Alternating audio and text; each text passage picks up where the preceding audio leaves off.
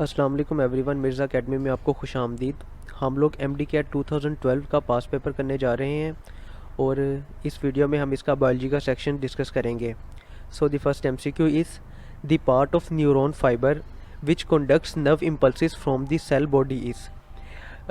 हमने न्यूरॉन का जब स्ट्रक्चर पढ़ा था तो हमें पता है कि उसमें सेल बॉडी होती है, सेंटर में साइड पे काफ़ी ज़्यादा डेंड्राइट्स होते हैं और आगे एक एक्सोन होता है। डेंड्राइट्स जो है वो सेल बॉडी की तरफ नर्व इम्पल्स को लेके आते हैं और एक्सोन सेल बॉडी से अवे लेके जाता है। इन्होंने भी यही पूछा हुआ है कि कौन सा ऐसा न्यूरॉन फाइबर होता है उसका पार्ट जो कि नर्व इम्पल्सिस को सेल बॉडी से दूर लेके जाता है फ्रॉम सेल बॉडी, तो वो होता है एक्सोन।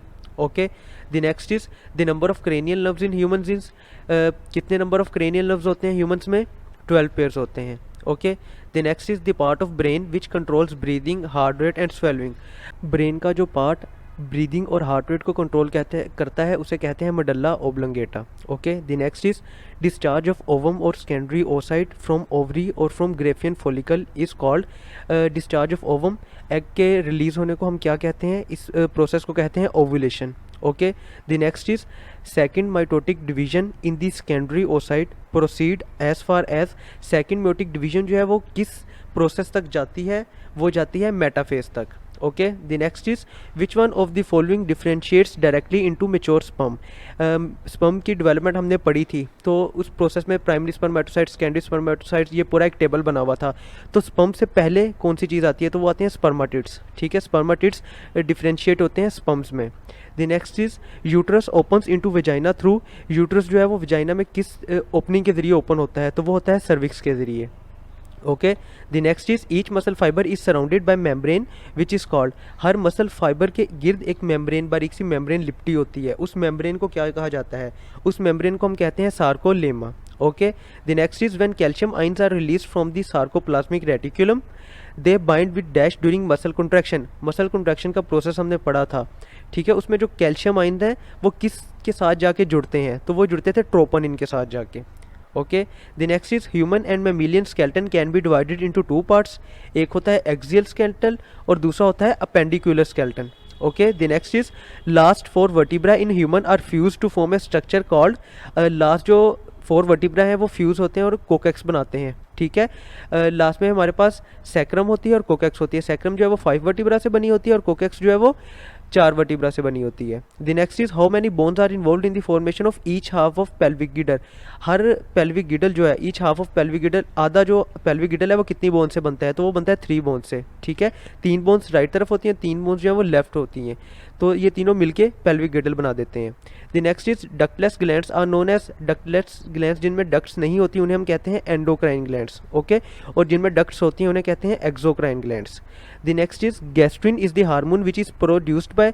गैस्ट्रिन जो है वो पाइलोरिक रीजन ऑफ स्टमक से निकलता है। ठीक है, गैस्ट्रिन स्टमक का दूसरा नाम गैस्ट्रिक भी होता है। ठीक है, तो इसी से याद रख लेना ये। Next is beta cells of liver secrete a hormone that is called. Liver के जो बीटा सेल्स हैं वो इंसुलिन प्रोड्यूस करते हैं। Okay, the next is vasopressin and oxytocin are released from. ये 2 सेक्स हार्मोन्स हैं ह्यूमन बॉडी में, तो ये रिलीज किससे होते हैं? ये रिलीज होते हैं पोस्टीरियर पिट्यूटरी ग्लैंड से। Okay, the next is antigen is a foreign protein और any other molecule which stimulate the formation of. Antigen कोई भी ऐसा फॉरेन मटेरियल होता है जो एंटीबॉडीज़ बना देता है। ठीक है, या कोई भी ऐसा फॉरेन मटेरियल जो आके बॉडी के इम्यून रिस्पॉन्स को स्टिमुलेट करता है और एंटीबॉडीज़ उसके खिलाफ बनती हैं, तो ये इम्यून रिस्पॉन्स होता है बॉडी का। Next is antibodies are produced by which of the following lymphocytes. Antibodies body में जो प्रोड्यूस होती हैं ये इंपॉर्टेंट फंक्शन है किसका? बी लिम्फोसाइट्स का। ठीक है, बी लिम्फोसाइट्स का ये याद रखना है। ठीक है, ए या टी लिम्फोसाइट्स का ये नहीं फंक्शन, बल्कि ए लिम्फोसाइट्स तो होते नहीं है, बी और टी लिम्फोसाइट्स होते हैं। सो बी लिम्फोसाइट्स का फंक्शन ये है कि वो एंटीबॉडीज़ बनाता है। The next is T lymphocytes become mature and competent under the influence of. ये किसकी इन्फ्लुएंस में, किस ऑर्गन में, किस स्ट्रक्चर में जाके मेच्योर होते हैं टी लिम्फोसाइट्स? तो ये मेच्योर होते हैं जाके थाइमस ग्लैंड में। Okay, the next is skin and mucous membrane are part of body defence system and they form the. ये फिजिकल बैरियर बनाते हैं। ठीक है, क्योंकि ये ऊपर होते हैं बॉडी के, तो ये एक फिजिकल बैरियर देते हैं कि माइक्रो ऑर्गेनिजम्स को ये अंदर नहीं जाने देते बॉडी के। The next is snake bite is treated with which type of immunisation.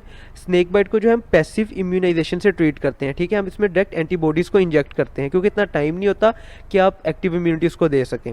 Next is the products of cyclic phosphorylation. Cyclic phosphorylation में ATP बनता है और NADPH बनता है। NADPH कहीं पर भी नहीं लिखा हुआ, सो ATP is the option. Next is total NADH formed by one glucose molecule during Krebs cycle। Krebs cycle में अगर ग्लूकोज का एक मोलिक्यूल जाता है तो टोटल कितने NADH के मोलिक्यूल्स बनते हैं, तो ये बनते हैं 6 molecules. Okay, the next is the terminal electron acceptor in electron transport chain. Electron transport chain में इलेक्ट्रॉन्स जो है वो फ्लो करते हैं, तो सबसे आखिर में वो किसके पास जाते हैं, सबसे आखिर में वो ऑक्सीजन के पास जाते हैं। Okay, the next is the end product of glycolysis is, तो ग्लाइकोलिसिस का जो प्रोसेस है उसकी एंड प्रोडक्ट क्या होती है, उसकी एंड प्रोडक्ट होती है pyruvate. Okay, the next is one molecule of FADH2 is produced in Krebs cycle during conversion of.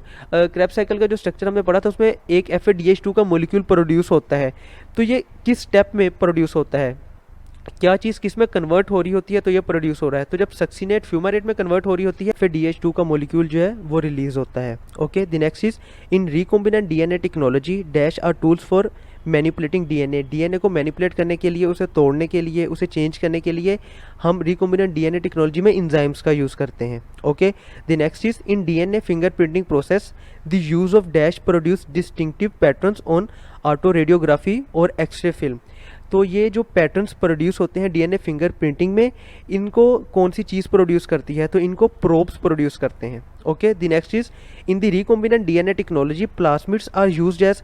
Recombinant DNA technology में प्लाज्मिड्स को हम किस काम के लिए यूज़ करते हैं, तो प्लाज्मिड्स को हम एज ए वेक्टर यूज़ करते हैं। ये बुक में आपके एक साइटेबल बना हुआ है छोटा सा, उसमें ये MCQ लिखा हुआ है। Okay, the next is in which process multiple copies of the desired genes are produce. तो अगर हमने एक ही जीन की बहुत सी कॉपीज़ प्रोड्यूस करनी हो तो उसके लिए हम जो यूज़ करते हैं प्रोसेस उसे कहते हैं PCR, polymerase chain reaction. Okay, the next is the enzyme adenosine deaminase is missing in person suffering from. ये एक एंजाइम है एडिनोसिन डीअमाइनेज, तो जो लोग जो है वो severe combined immuno deficiency syndrome SCID से कहते हैं, ठीक है, इस बीमारी से ये बीमारी उनको हो जाती है, उनमें इस एंजाइम की कमी हो जाती है। Okay, the next is what is the niche of an organism in an ecosystem. Ecosystem में ऑर्गेनिज्म कहाँ पे खड़ा है, वो डेल्टा पे। Okay, role played by an organism in its ecosystem. Okay, the next is the distinct level or links of food chain are called. Food chain का जो हर level है या हर लिंक है उसे हम क्या कहते हैं, उसे हम कहते हैं trophic level. Okay, the next is a relationship between 2 or more organisms of different species in which all partners get benefit. ऐसा रिलेशनशिप जिसमें 2 ऑर्गेनिजम्स इकट्ठे रहते हैं और दोनों को फ़ायदा होता है, इस रिलेशनशिप को हम क्या कहते हैं, इस रिलेशनशिप को हम कहते हैं symbiosis. Okay, the next is bacteria and fungi are examples of decomposers. ये माइक्रो ऑर्गेनिजम्स जो है ये डीकम्पोजर्स हैं।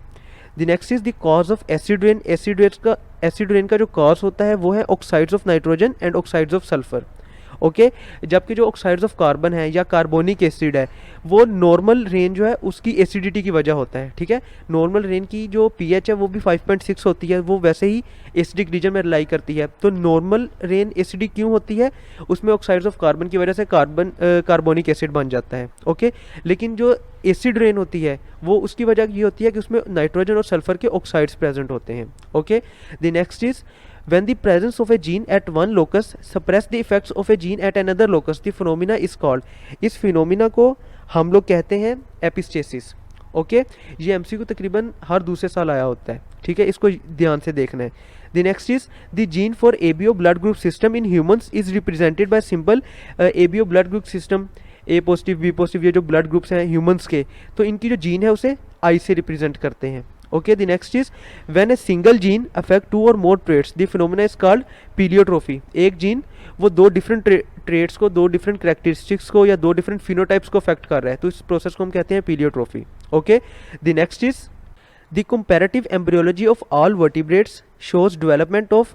हमने जितने भी वर्टिब्रेट्स हैं उनकी एम्ब्रियोलॉजी को जब स्टडी किया है, कंपैरेटिव एम्ब्रियोलॉजी का मतलब है कि उन सारों की एम्ब्रियो की डेवलपमेंट को मिला के स्टडी किया है, तो किस चीज़ की डेवलपमेंट हमें मिलती है, तो हमें डेवलपमेंट मिलती है गिल पोचेस की। Okay, the next is in man sex determination depends upon the nature. Sex determination कि वो मेल होगा या फीमेल होगा ये किस पे डिपेंड करती है, तो ये हेट्रोगेमेटिक मेल पे डिपेंड करती है। ओके, क्योंकि मेल के पास एक एक्स होता है और एक वाई होता है, तो इसकी वजह से मेल ये डिसाइड करता है कि जो नेक्स्ट बेबी आ रहा है वो मेल होगा या फीमेल होगा, ठीक है, जबकि फीमेल जो होती है वो होमोगेमेटिक होती है। Next is population of different species plants and animals living in the same habitat forms है। डिफरेंट स्पीशीज जो है वो एक ही हैबिटेट में रह रहे हैं तो वो बनाते हैं community. Okay, the next is the part of the body which forms a structural and functional unit and is composed of more than one tissue. More than one tissue से मिलके ऑर्गन बनता है, ठीक है, इसी तरह मोर देन वन ऑर्गन से मिलके ऑर्गन सिस्टम बनता है। The next and the last one for this part of biology section is a method in which pests are destroyed by using same living organisms or natural enemies is called। तो इस process को हम कहते हैं biological control, ठीक है, जिसमें एक पेस्ट को यूज़ करते हुए या एक ऑर्गेनिज्म को यूज़ करते हुए हम दूसरे ऑर्गेनिज्म को कंट्रोल करते हैं, ठीक है। Let's end here. If you have any question any query you can ask in the comment section. Thank you.